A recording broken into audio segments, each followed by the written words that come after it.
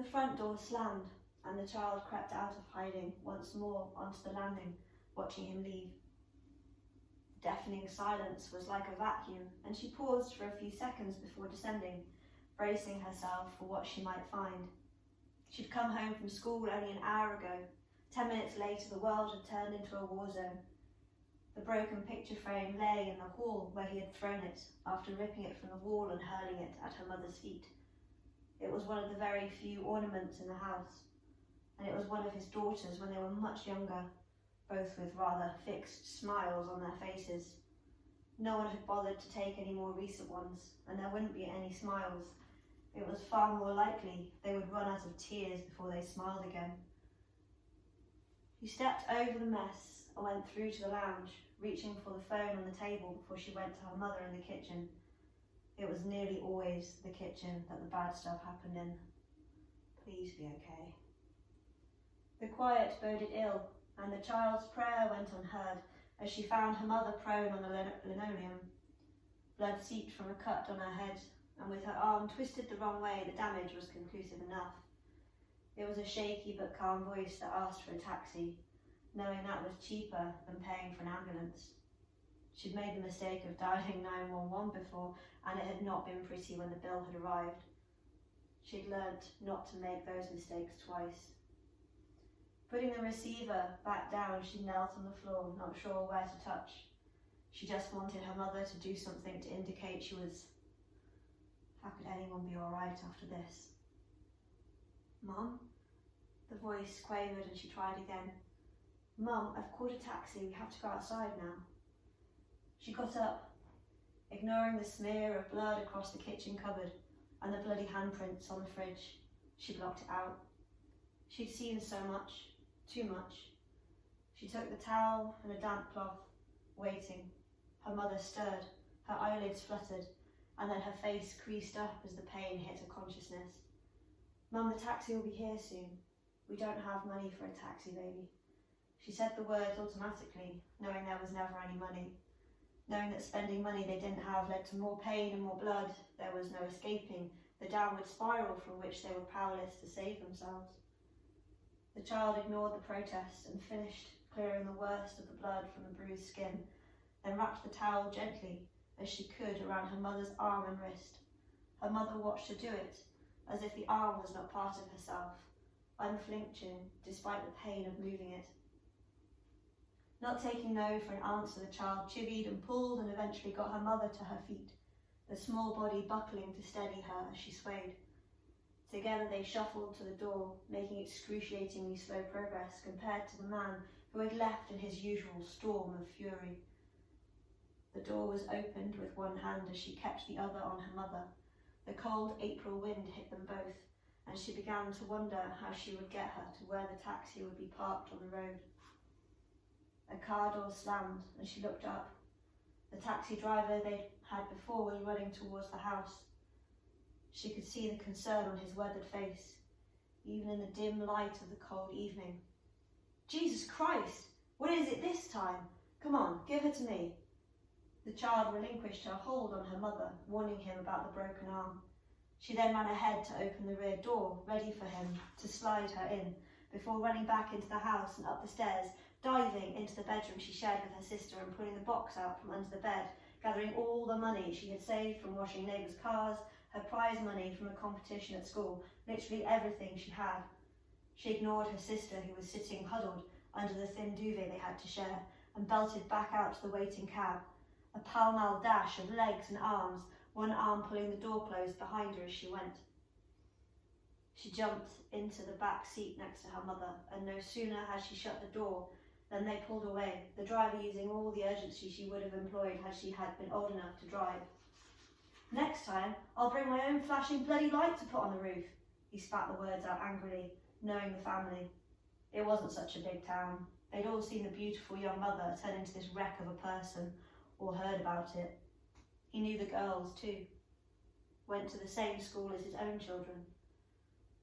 The hospital, right? He demanded of the child, looking at her in the rearview mirror, his face taut, eyes glancing at the barely conscious woman he had strapped into his cab.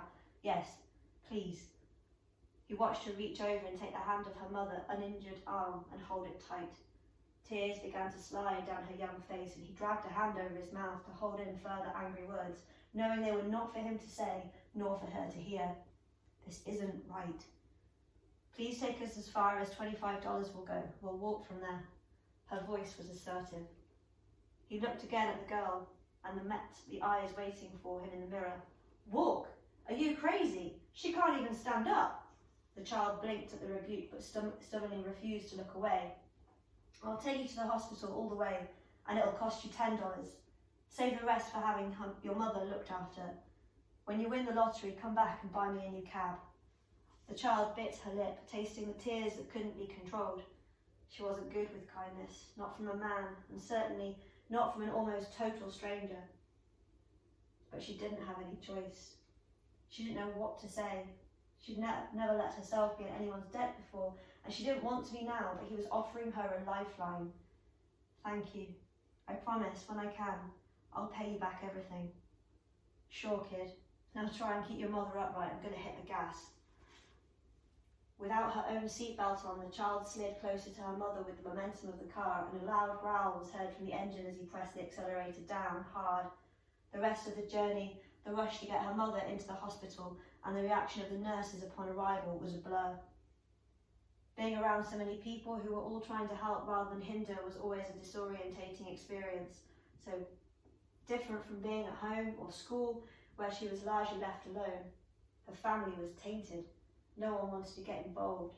No one wanted to be her friend, not even her own sister. She had felt so useless as the taxi driver had screeched to a halt, dived out and come round to carry her mother into the hospital, and she'd had plenty of time to see the looks of disapproval and sadness on the nurses' faces, combined with not a little frustration at just who was coming, once again, through their automatic doors. Somehow, she had answered all the quick-fire questions thrown at her by the medics, and managed to send a grateful glance at the taxi driver before following her mother, who was then wheeled away to one of the cubicles further inside the building. He had somehow been relieved to hand over his burden to the medical care, but unwilling to leave all the same, wanting to know if she would be all right. And when it came to the part when she was sat waiting outside the room on a plastic chair, her feet dangling, she dearly wished she'd asked his name. Why was he so kind? He didn't have to be. Time ticked slowly by. The fear that she wouldn't have enough money to pay for the treatment began to gnaw at her. Fingers stayed clutched around it in her pocket, fearful it would somehow fall out and get lost. Hey there. Her head snapped up. She'd been concentrating on the low voices in the room behind her, trying to hear what they were saying about her mother, but happy not to be in there. She didn't want to see any more blood, or her arm all twisted and bent. How would she ever fight him back now, a broken arm? She blinked, trying to focus on the person before her, whose head seemed right up on the ceiling. The man looked back, calmly and unmoving, seeing a frightened child. He didn't want to add to that, not any more than he had to. Can I sit down? He asked politely, wanting her to feel unthreatened, and that he was the one person who wasn't going to force her into anything, to talk or to trust him, except that he didn't need her to talk. Always to trust him. Sure, it was a small world. It was a small word, grudgingly spoken. She suspected him, and he sensed she knew what he needed. Slowly he sat, aware they would make an odd picture. His size was not to his advantage with this witness. His giant bulk sat next to such a little kid. Sheriff Joshua Mackenzie made a mental note to keep his body language as gentle as possible to avoid spooking her. So, how do I have this conversation? He looked down at his hands, leaning forwards as she did, elbows on knees, hands knotted together, head hanging low. How to even broach the subject was eluding him.